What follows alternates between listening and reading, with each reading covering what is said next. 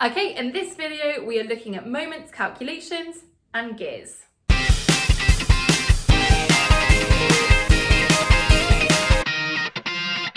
So in the previous video we found that a moment was a force multiplied by the perpendicular distance to the pivot.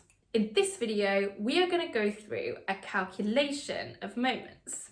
First, we need to look at the principle of moments.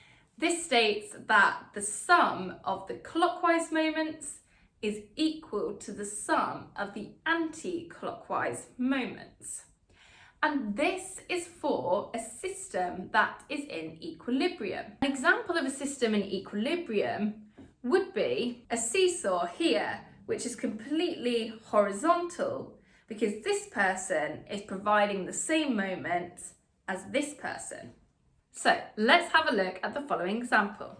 There is a person with a mass of 60 kilograms at a distance of 1.5 meters away from the pivot on the seesaw. Where should a child of mass 45 kilograms sit so that the seesaw is in equilibrium?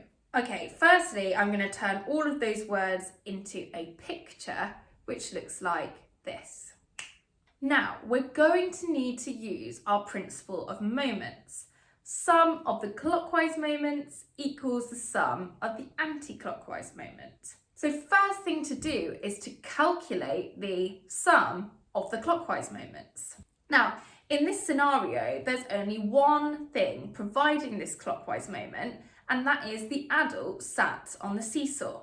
So let's calculate their moment. Moment is equal to a force times a distance. The force is their weight, and since they have a mass of 60 kilograms, their weight is that mass multiplied by g, which on Earth is 10.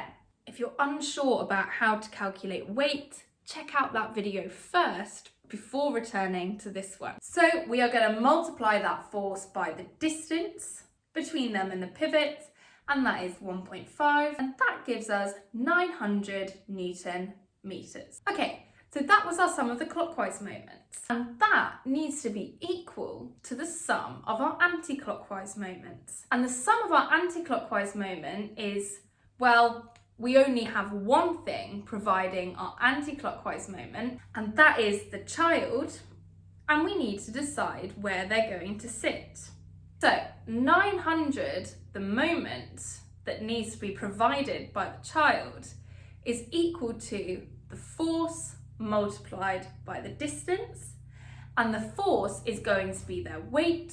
So 45 times 10 is 450 newtons multiplied by the distance. 900 divided by 450 gives me a distance of 2 meters. So our final picture should look something like this.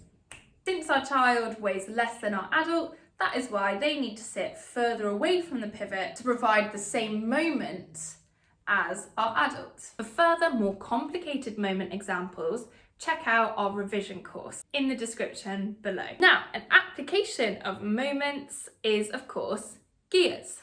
So what's a gear? Well, it's just a cog that's got teeth. And you get gears of different sizes. By turning one of the gears, you transmit that rotational force to another gear, which transmits that rotational force to another gear, and so on. If we turn the first gear clockwise, it will turn the next gear anti-clockwise, which will turn the next one clockwise, and so on.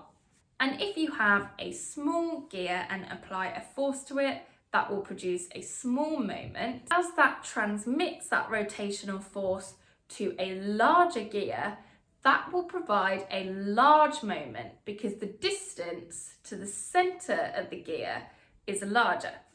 And depending on the size of the gear, depends what speed they rotate at. Smaller gears rotate faster than larger gears. You can find the exact ratio by looking at the ratio of the number of teeth.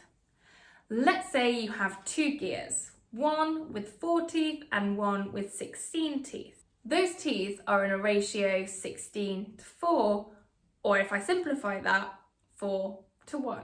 That means for every 1 turn that my big gear takes, my small gear has to complete 4 turns. That means that my small gear must be moving 4 times as fast as my big gear. To reduce friction between the cogs and gears, we often use a lubricant or make sure that you've got rounded teeth. Okay, hope you found that helpful.